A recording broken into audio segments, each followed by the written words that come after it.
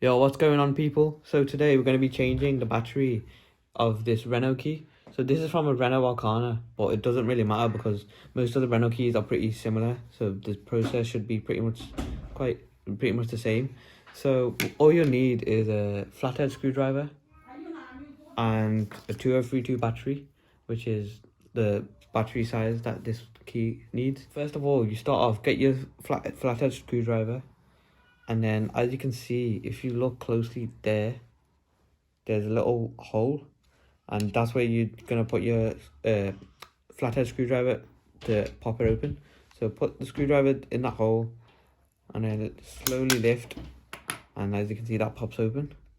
And okay, when you get that, you take that off. That's your cover. Take that off. Then this is a cover that is over the battery, so you can take this off. You can use the screwdriver again as well to release that, and there you go, that comes off like that. Then you've got your two covers, the cover for the key and the cover for the battery.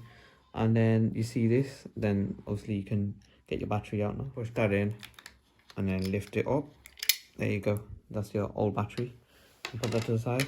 Now if you get our new battery, yeah, open that up. So we've got a new battery, that's a 2032. So to put it in, make sure it's the right way. So make sure the shiny part is facing like that. Don't put it the wrong way around, otherwise the key won't work. So yeah, it's a key important step. Make sure it's the right way around. Then push it in like that. It's very simple. Then you get your battery cover. Put that on top of it. Press it down, and there you go. Then next step, then put the cover for the key back on. Slides on. So make sure you've got it all in the right position. And should pop in back to place like this. There you go, your key's sorted. It's a very simple repair. All you have to do, take the battery out, put the new one in. But yeah, hope you enjoyed that. Don't forget to like, subscribe, comment.